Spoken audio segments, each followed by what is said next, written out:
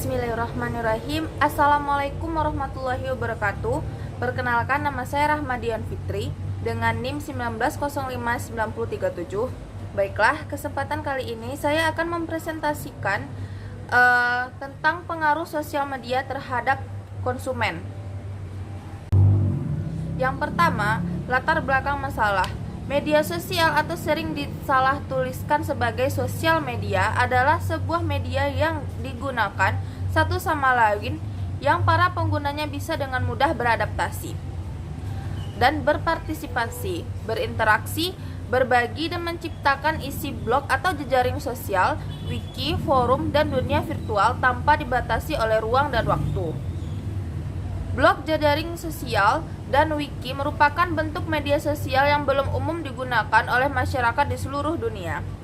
Pada pandemik saat ini, sosial digunakan untuk berdagang dan mempromosikan produk yang mereka jual, dari mulai kuliner dan pakaian mereka promosikan di sosial media.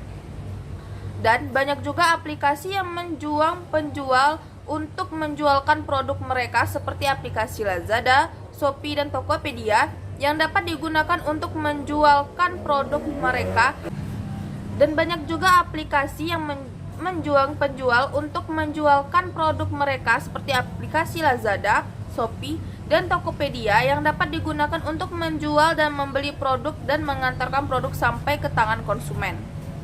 Selanjutnya, rekomendasi jenis-jenis media sosial untuk bisnis. Yang pertama itu ada Facebook. Facebook merupakan situs jejaring sosial yang paling banyak digunakan di seluruh dunia. Menurut sumber dari Wikipedia, pada tahun 2017, jumlah member dari Facebook telah mencapai 2,047,000,000 pengguna. Yang kedua ada YouTube. Ketika efek dari pandemi COVID-19 masih melanda, aturan untuk menjaga jarak juga wajib untuk diperhatikan oleh seluruh lapisan masyarakat, sehingga banyak orang yang menghabiskan waktu untuk bermain-main dengan media sosial. Salah satunya adalah dengan menonton sebuah tayangan dalam YouTube. YouTube merupakan salah satu platform penyedia layanan streaming dan video secara online. Yang ketiga ada Instagram. Saat ini Instagram merupakan salah satu sosial media paling populer, terutama bagi pengguna internet di Indonesia. Dengan total pengguna aktif mencapai 61 juta orang, dengan rata-rata usia yang aktif menggunakan platform ini adalah berada di rentang 18 tahun sampai 24 tahun. Kelebihan dari fitur ini yang dimiliki oleh Instagram terletak pada Instagram Story, Feed, dan IGTV. Juga dapat memanfaatkan Instagram untuk kebutuhan bisnis seperti promosi produk, jasa, atau layanan yang dimiliki. Selanjutnya ada Twitter. Twitter juga termasuk ke dalam salah satu medsos yang paling sering digunakan di Indonesia dan di dunia. Twitter terkenal dengan fitur thread-nya, di mana Anda dapat memposting berbagai hal untuk dilihat oleh teman maupun user publik. Yang selanjutnya WhatsApp. Platform media sosial terakhir yang paling sering digunakan untuk membantu kebutuhan bisnis adalah WhatsApp. Aplikasi ini banyak ditemukan di berbagai perangkat mobile yang Anda gunakan, karena memiliki berbagai kemudahan dan dapat menggantikan peran dan fitur pengirim pesan SMS yang dulu sering digunakan. Selanjutnya TikTok. TikTok pertama kali diluncurkan pada tahun 2016 yang dikembangkan oleh ByteDance, salah satu perusahaan di negara tirai bambu, Cina. TikTok sendiri menawarkan layanan untuk dapat berbagi video dengan durasi penayangan yang terbilang cukup pendek. Video tersebut akan menampilkan musik sebagai background yang dapat diedit dengan menggunakan filter khusus. TikTok sendiri tidak hanya digunakan untuk membuat video yang sifatnya personal, namun juga dapat berkolaborasi dengan teman untuk membuat konten yang menarik dan menghibur. Selanjutnya dampak media sosial. Dampak yang pertama itu dampak positif. Dampak positif dari media sosial yang pertama meningkatkan keuntungan dari penjualan produk. Apabila Anda sering mempromosikan produk Anda melalui iklan ataupun postingan, maka berpeluang besar untuk mendapatkan trafik pengunjung yang membeli dan menggunakan produk. Pastikan untuk selalu memberikan informasi produk sedetail mungkin untuk meningkatkan kepercayaan customer. Yang kedua, meningkatkan kredibilitas perusahaan atau organisasi. Kredibilitas perusahaan dapat diukur dari berbagai besar dan banyaknya sebuah perusahaan memberikan layanan dan produk yang berkualitas dan dibutuhkan oleh customer.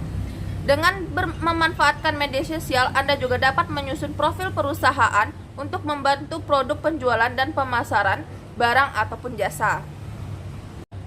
Yang ketiga, menjalin kerjasama bisnis secara lunas. Semakin kredibilitas Anda meningkat, semakin timbul banyaknya relasi dan jejaring yang terhubung secara cepat melalui aplikasi medsos. Kerjasama yang umumnya akan dilakukan dengan diskusi antara founder perusahaan terkait. Anda dapat mencoba menggunakan fitur medsos untuk membantu kerjasama tersebut. Selanjutnya, dampak negatif dari media sosial. Yang pertama yaitu memperkenalkan produk yang tidak sesuai atau palsu. Semakin mudah akses dan fitur yang disediakan juga dapat menimbulkan resiko kejahatan yang besar pula. Setiap orang memiliki kesempatan untuk menawarkan dan memperkenalkan produk secara bebas melalui media sosial. Yang perlu Anda perhatikan adalah informasi produk tersebut apakah memang terbukti asli atau palsu. Dan dapat juga melihat hasil review dari konsumen yang lain. Selain itu, produk yang dilakukan salah satu brand atau penjual produk. Selanjutnya, menyebarkan berita atau informasi hoax. Saat ini semakin banyak informasi yang tersebar secara bebas dan cepat melalui internet. Berita atau artikel yang ditampilkan juga dapat mengandung unsur pembohongan publik apabila Anda tidak mengecek atau memverifikasi keaslian konten tersebut. Yang selanjutnya, menimbulkan persaingan yang tidak sehat. Semakin banyak produk yang berada di medsos, semakin besar pula persaingan yang terjadi antar kompetitor bisnis dan dapat menimbulkan persaingan yang tidak sehat pula. Hal tersebut berpotensi terjadinya karena setiap orang secara bebas dapat memberikan komentar dan dapat menimbulkan ujaran yang mengarah pada ancaman serta pembohongan publik. Selanjutnya, manfaat dari penggunaan media sosial. Yang pertama, mendapatkan informasi secara aktual. Membagikan berbagai konten terbaru sangatlah mudah dilakukan saat ini, karena sekarang banyak sekali aplikasi sosial media yang dibuat untuk membantu proses pencarian berbagai sumber informasi dalam setiap bidang kehidupan. Informasi tersebut berasal dari berbagai daerah di seluruh penjuru dunia. Yang kedua, mampu berkomunikasi secara real time. Manfaat utama dari medsos adalah untuk memutus jarak dan waktu dalam penyampaian informasi dari satu pihak ke pihak lain, sehingga informasi tersebut dapat tersampaikan secara langsung meskipun berbeda wilayah dan berjauhan. Yang ketiga, meningkatkan brand awareness. Saat kemunculan Anda di dalam media sosial, Anda dapat lebih mudah untuk terhubung dengan pelanggan. Sebaliknya juga, pelanggan dapat terhubung dengan lebih mudah dengan adanya medsos juga dapat meningkatkan loyalitas konsumen pada brand yang Anda miliki. Yang keempat, meningkatkan trafik dan peningkatan pencairan. Semakin Anda aktif dan rajin untuk mengupdate informasi dari konten terbaru pada situs jejaring sosial, maka akan memberikan efek yang sama untuk website Anda, yaitu peningkatan trafik pengunjung. Jadi dapat dibilang banyak sekali manfaat dari sosial media ini. Bisa digunakan untuk menjualkan produk yang Anda miliki, bisa untuk berkomunikasi, bisa untuk mencari informasi-informasi terpenting di seluruh dunia, dan bisa untuk dilakukan sebagai hiburan, dan dapat digunakan dari mulai anak-anak, remaja, dan orang dewasa sampai orang tua. Karena media sosial ini sangat lekat pada masyarakat atau orang di seluruh dunia, maka sosial media itu sangat banyak sekali macamnya dan juga banyak dampak negatif dan dampak positifnya. Jadi berhati-hatilah dalam menggunakan sosial media, karena setiap ketikan maupun setiap apa yang Anda lakukan di sosial media itu bisa Anda posting dan bisa menyakiti ataupun melukai hati seseorang. Karena sekarang banyak berita bahwa ada pembulian dari netizen yang ada di sosial media dan bisa menyebabkan korban pembulian tersebut bunuh diri dan depresi. Baiklah, sekian presentasi dari saya. Jika ada kesalahan dan kekurangan, saya mohon maaf sebesar-besarnya. Saya akhiri dengan Assalamualaikum warahmatullahi wabarakatuh.